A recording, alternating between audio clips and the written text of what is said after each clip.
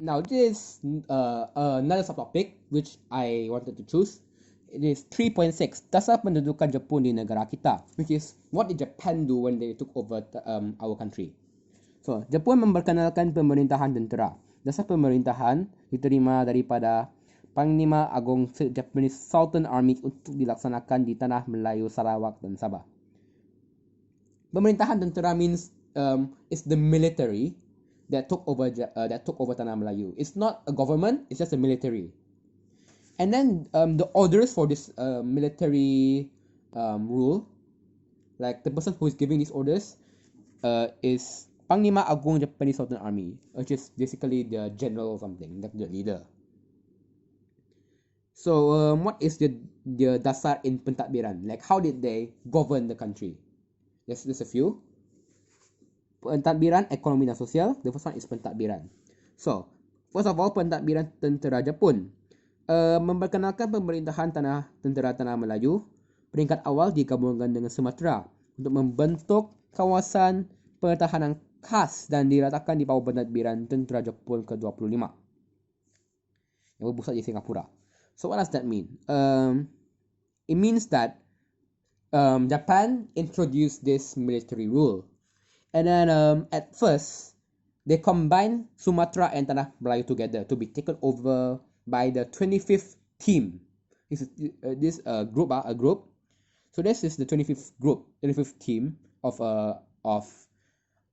military, and this basically Tanah Melayu and Sumatra are both under this 25th team, and this 25th team had their base in Singapore, but in 1944, Sumatra and Tanah Melayu got split up. So Tanah Melayu was taken over by Team 29, while Sumatra was taken over by Team 25, but they moved to Sumatra. Team 29 is in Taiping, Perak. So why did this happen? Because if you remember in last year when we were talking about NNS and NNMB, we know that Belanda took over Sumatra while British took over Tanah Melayu. So these two have differences in their pentadbiran, the administration, like cara mereka mentadbir negara tersebut adalah berbeza, sangat berbeza, very different. So because of this conflict, this difference, they decided to split up those two places to be taken over by different groups. So before I go to this one, Sarawak, Sabah dan Brunei digabungkan menjadi Kita Borneo and diketuai oleh Governor General. Diletakkan di bawah pasukan tentera ke-37 yang berpusat di Kuching. It is very self-explanatory. Sabah, Sarawak and Brunei were taken over by the Governor General, and then they were put under the rule of the 37th team. And this 37th team is in Kuching. And then Japan called these three places as Kita Borneo, which is basically Kita Borneo.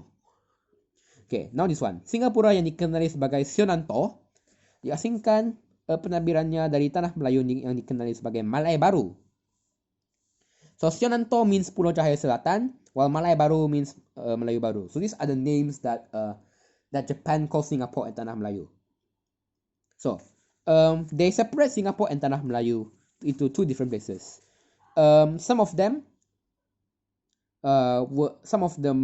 Tanah Melayu countries were put with Singapore, while the others were put with Thailand.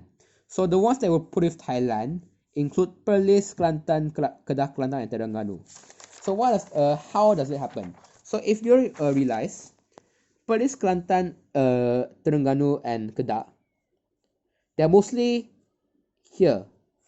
So this whole part is Thailand's, and this whole part is Singapore's.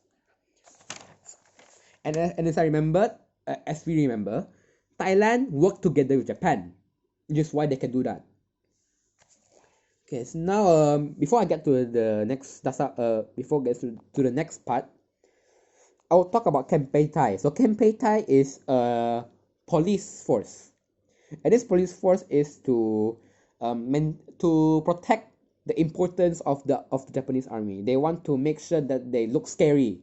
So if they see anybody that looks like they want to fight Japan, jika mereka melihat sesiapa yang ingin menentang Jepun, walaupun mereka tidak ingin menentang, tapi mereka nampak ingin menentang, like they look like they want to fight, they will torture that person. Mereka akan menyiksa dan membunuh. They will kill that person.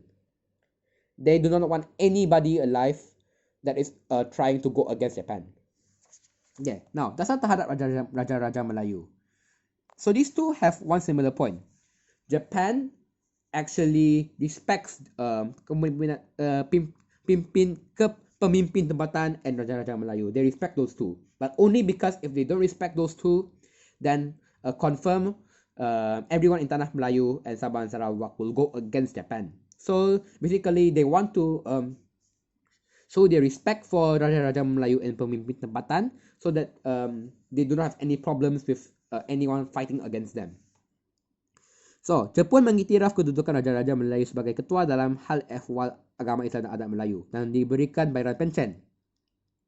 Kedudukan diletakkan di bawah Gubernur Jepun.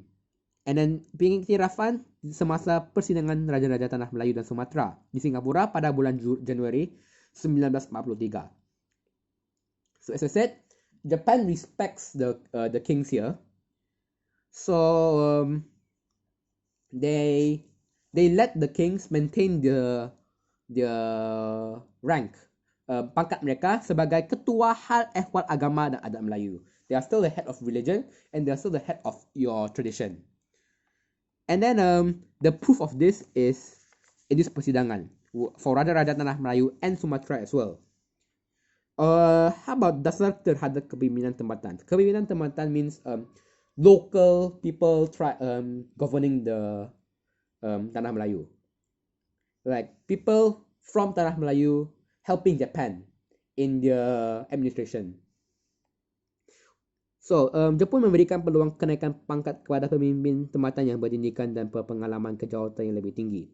So, Japan gave chances to these local people so they can get promoted into more important ranks to help Japan in the administration, their government, their so-called government. So, why? Because Japan's group, a military group, which is Group 29 and 37, they do not have enough members. So, because they do not have enough members, they need to find more members from Tanah Melayu and Sabah and Sarawak. So, the other reason is because if they do this, as I said earlier, they will get the support of the people and not many people will go against them. And then pentadbiran tentera Jepun menubuhkan Kwakurun Renjo, ada buat institut pelatihan pemimpin muda.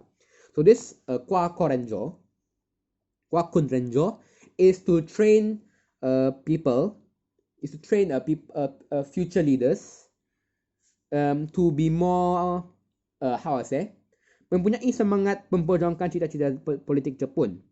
Like they want to train the local leaders to fight for Japan, not for themselves, but fight for Japan, because Japan is the protector of Asia. And then last one will be dasar ekonomi. So dasar ekonomi, because of this economy getting worse for Japan, they did this sistem ekonomi kawalan, rancangan pengeluaran 5 tahun dan jawatan kuasa penyelidikan bahan diperkenalkan. So they did this so that their economy can be controlled. Mengawal selia pelupusan barangan dan membuat penyelidikan kegunaan baharu bagi sumber tempatan. So, the first one is rancangan penyelidikan 5 tahun membangunkan industri tempatan dan memastikan penggunaan optimum peralatan dan kemudahan setia ada.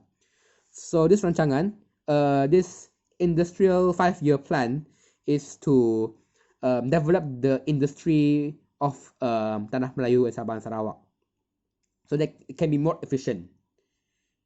Like their products will be used more by Japan. And then mata wang Jepun dicetak menggunakan menggantikan mata wang British. So this Japanese dollar is used to replace the British pound. So this Japanese currency is called wang pokok pisang. However, because they keep making this wang pokok pisang, there is too much wang pokok pisang. So there is too much money going around. So this is called inflation. and it makes the currency drop. If you don't understand this enough, you can try and Google Zimbabwean dollar. This is a very good example of inflation. Inflation is basically when your currency, when you have too much money, like too much paper, like this, like you're supposed to have 1,000,000 ringgit, but instead you have 10 million. So instead of 1 ringgit to buy like for example keropok, it will become 10 ringgit because there is 10 times more than there should be. Just a simple explanation, but it's actually more complicated than that. I hope I do suggest you guys to Google it though.